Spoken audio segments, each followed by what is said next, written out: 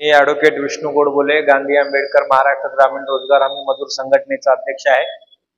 नांदेड जिल्ह्यामध्ये जलजीवन मिशनच्या माध्यमातून जी काही कामं झालेली आहेत ती कामं अत्यंत निकृष्ट दर्जाची झालेली असल्यामुळे नांदेड जिल्ह्यातील 300 ते 350 ग्रामपंचायतीमध्ये कामं आम्ही बघितले असता प्रत्येक ग्रामपंचायतीमध्ये सरपंच यांना एस्टिमेट दाखवणं गरजेचं असतानाही एस्टिमेट न दाखवताच कामं पूर्णत्वाला नेलेली आहेत।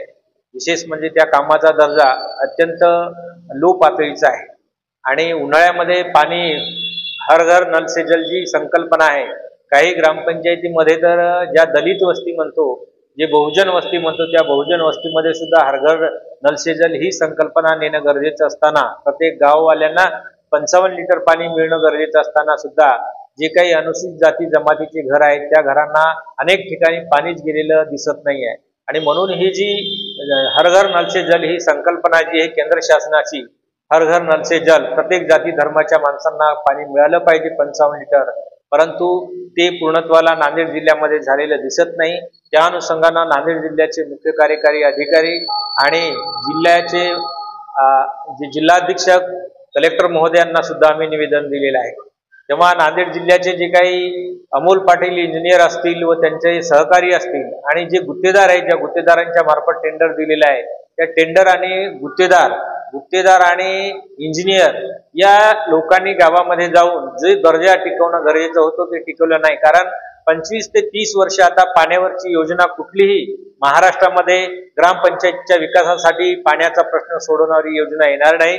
म्हणून ही योजना टिकाऊ होणं गरजेचं होतं, ज्याला आपण शाश्वत विकास म्हणतो, तो शाश्वत विकास या ठिकाणी झालेला दिसत नाही। म्हणून आम्ही दिनांक 12/8/2024 रोजी जिल्हा परिषदच्या समोर मुख्य कार्यकारी अधिकारी यांच्या दालनासमोर काही कार्यकर्ते घेऊन, मनरेगाच्या काही महिला घेऊन, ज्यांना कामं देणं अपेक्षित होतं, हर घर नल से जल ज्याप्रमाणे आहे त्याचप्रमाणे मनरेगा आहे ती मागेल त्याला काम, परंतु लिंबगाव इथं बाजूला आहे, त्यांनी गेली 2 वर्षापासून कामं मिळावी या दृष्टिकोनातून प्रयत्न करत आहेत, परंतु त्यांना अद्यापही काम या गावामध्ये दिलेलं नाही। 45 विहीर मंजूर झालेले आहेत, परंतु कुठल्या मजुरांची नावं टाकलेली आहेत हे अद्याप स्पष्ट झालेले नाही।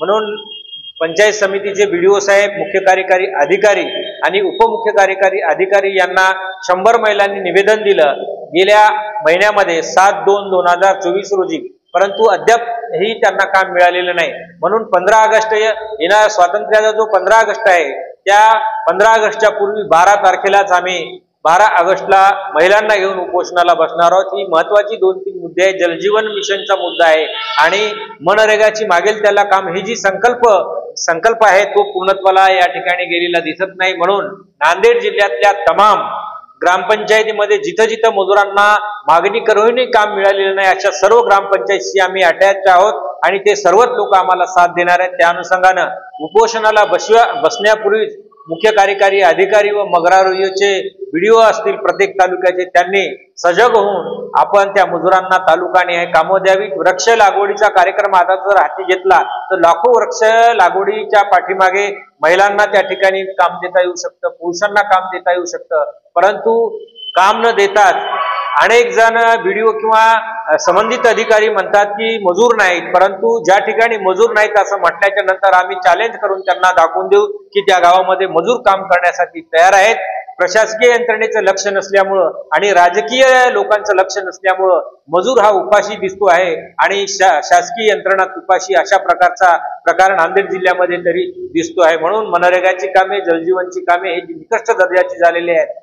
पांदण रस्ते ज्याला आपण म्हणतो त्या पांदण रस्त्यांना मातोश्री पांदण रस्ते हे नाव दिलेलं आहे, परंतु मातोश्री ठाकरे साहेब यांच्या त्या पत्नी आहेत, हृदय सम्राट बाळासाहेब ठाकरे यांच्या मिसेस आहेत आणि उद्धवजी ठाकरे यांच्या आई आहेत, त्यांच्या नावानं नाव दिलेलं आहे मातोश्री पांदण रस्ते, परंतु पांदण रस्त्यामध्ये मजुरांचं नाव त्या ठिकाणी टाकल्या गेलेलं आहे आणि JCBनं पूर्ण कामं करून मजुरांना आळशी बनवण्याचं काम या गुत्तेदारी यंत्रणेच्या माध्यमातून होत आहे। म्हणून माझं नम्र निवेदन आहे महाराष्ट्राचे मुख्यमंत्री महोदयांना की ज्या मजुरांना JCBने कामं करून मजुरांची नावं टाकल्यामुळे मजुरांमध्ये आळस निर्माण होतो आहे आणि हा आळस जर मजुरांमध्ये निर्माण झाला तर येणाऱ्या काळामध्ये खरंच आपण मजुरांसाठी दरदर वनवन फिरलं तरी आपल्याला मजूर चांगला मिळणार नाही।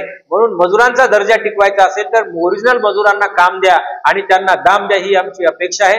आणि असंच महाराष्ट्राचे मुख्यमंत्री व नांदेड जिल्ह्याचे मुख्य कार्यकारी अधिकारी स्वतः जातीनं लक्ष घालून या मजुरांना काम देतील आणि ज्या ज्या ठिकाणी निकृष्ट दर्जाची कामं झाली जलजीवन मिशनची तेही बघतील अशी मी या ठिकाणी अपेक्षा करतो।